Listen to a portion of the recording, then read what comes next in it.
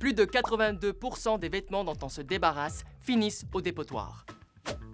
Et ça, c'est en grande partie à cause de la mode rapide, ou fast fashion en anglais. À une certaine époque, les magasins de vêtements renouvelaient leur offre seulement 2 fois par année, à l'été et à l'hiver. Et là, il y a des entreprises comme Shein, Temu et AliExpress qui sont arrivées et qui se sont mises à produire de nouvelles collections de vêtements tous les jours.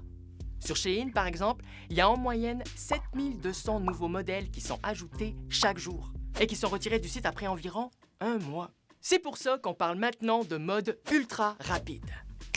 Puis le problème avec la mode ultra rapide, c'est qu'elle dure ultra pas longtemps.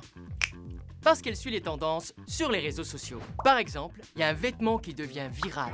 Une compagnie se met à produire ce vêtement-là parce que tout le monde le veut. Puis, quelques mois plus tard, la tendance est déjà passée, puis le vêtement finit dans le fond du garde-robe. Puis, comme les vêtements de la mode ultra rapide coûtent ultra pas cher, ben les gens sont portés à en acheter plus. Quand on a trop de vêtements, qu'est-ce qu'on fait? La plupart du temps, les gens les jettent à la poubelle.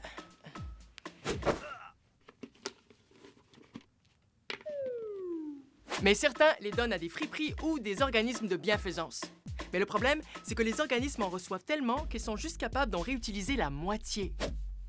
Le reste est soit envoyé dans un dépotoir, soit envoyé dans un autre pays, comme au Kenya, pour être vendu. Mais là aussi, ça finit bien souvent dans un dépotoir. Parce que si c'est plus à la mode chez nous, ben ça l'est pas plus ailleurs. Toi, qu'est-ce que tu penses de la mode ultra rapide? Est-ce que t'achètes beaucoup de vêtements? Dis-nous ça dans les commentaires.